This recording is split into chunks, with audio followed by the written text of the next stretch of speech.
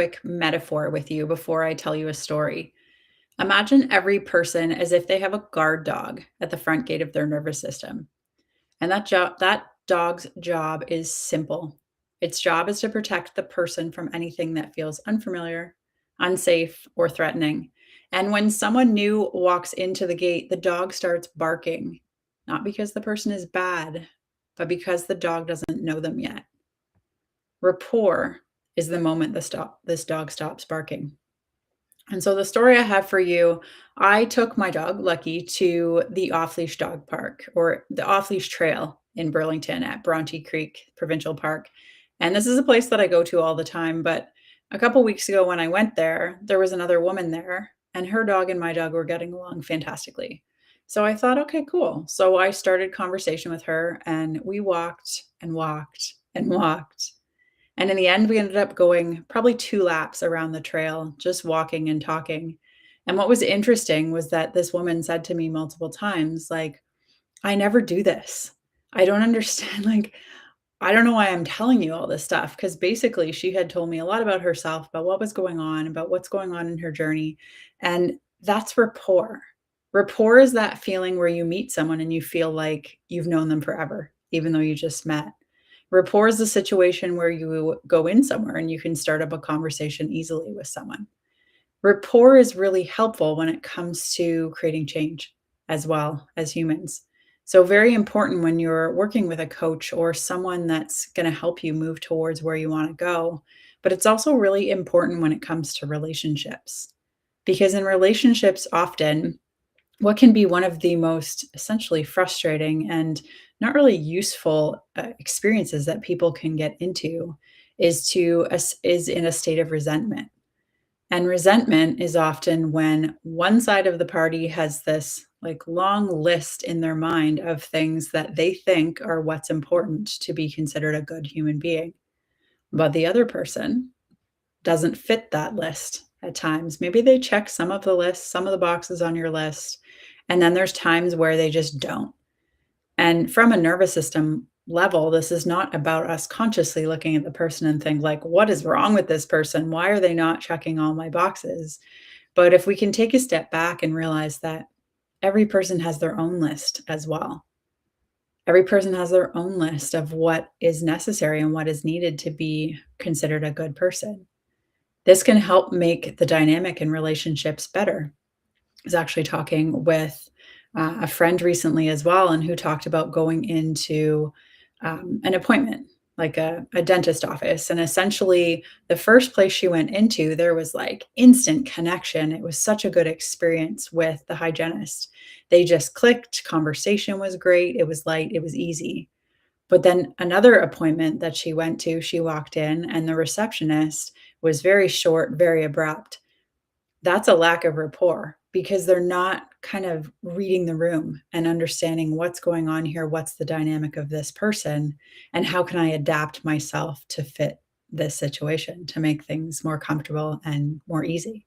And as an NLP practitioner, like this is something we're always kind of looking to do. And I lead 2 groups actually where we practice on a weekly basis. There's a master practitioner group and there's a practitioner group.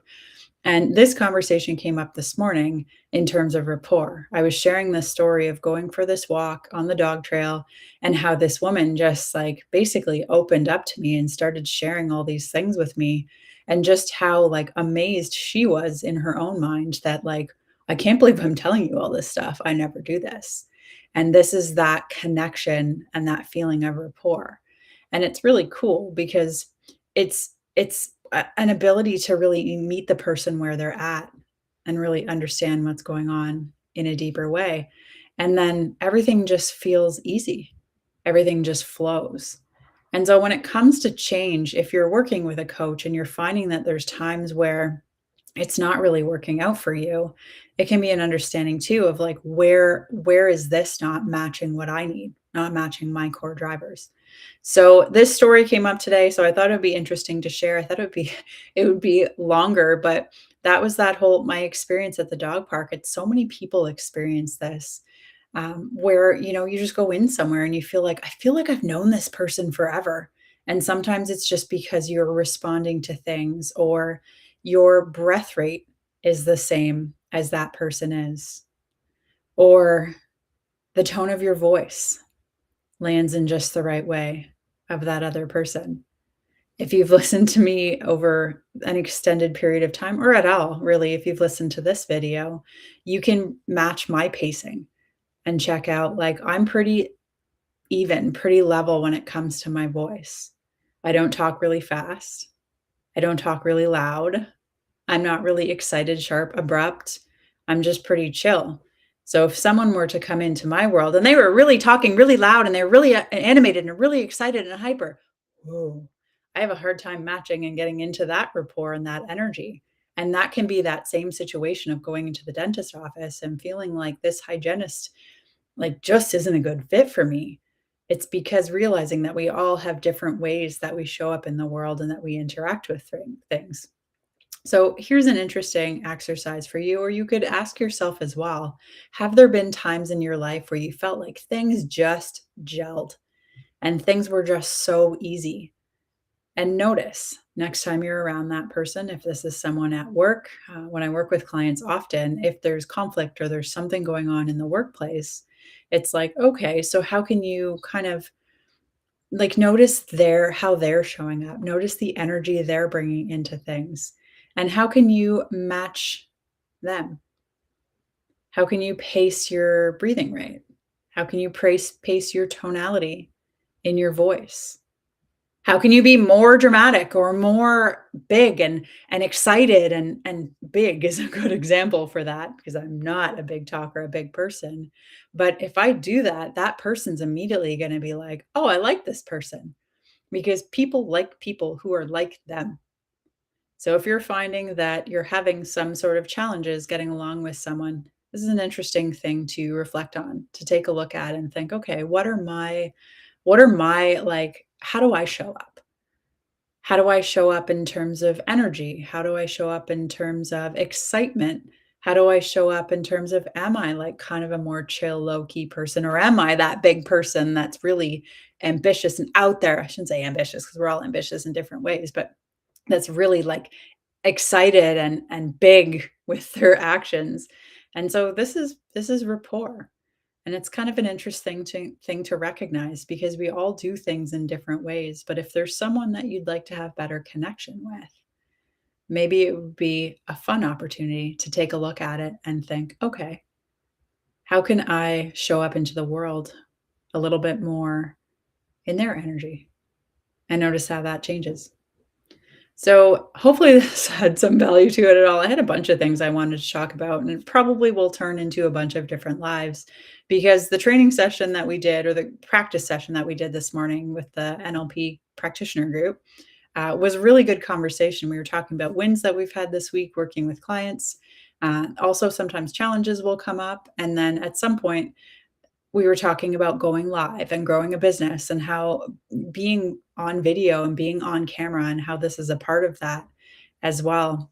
And so I said I would talk about rapport, but then also another thing that came up that was interesting was how I'm perceived as someone who's good at doing the video, at going live, at doing all of these things. And the interesting part about that is there was a period of my life where that was not the case. Now I talk a lot. Now I'm happy to get out online and share conversations and share the things that I find really interesting in hopes that someone else will connect with it and find it interesting as well. Because anything mindset related or anything like subconscious mind, I find fascinating. So I love sharing this stuff. But the conversation we were having in this practice session was around like, "Oh, you're really good at this, Kate. Like you do this all the time and it's easy for you." Ha! It's easy for me because I do it all the time, part of that. But also many people don't know that when I was going through kind of the hardest part of my journey dealing with MS, one of the biggest frustrations I had, nerve pain was crappy. The fatigue was crappy. Like there was a lot of physical stuff that I battled through this journey. But the hardest part, the hardest thing that I experienced was that I had cognitive challenges. I had thoughts that were like working really well in my mind, but they came out of my mouth like a jumbled mess. So at the time, I didn't want to talk to people. I didn't want to be in front of people. I didn't want people to see me because I was embarrassed. I was a manager in a retail store, and so I would get called to front cash to deal with a customer complaint or something that was going on with a customer. And I'd come up there and I'd just be like, "Bleh." My words would come out all in the wrong order and all mixed up. And I remember customers looking at my staff members and being like, "That's your manager?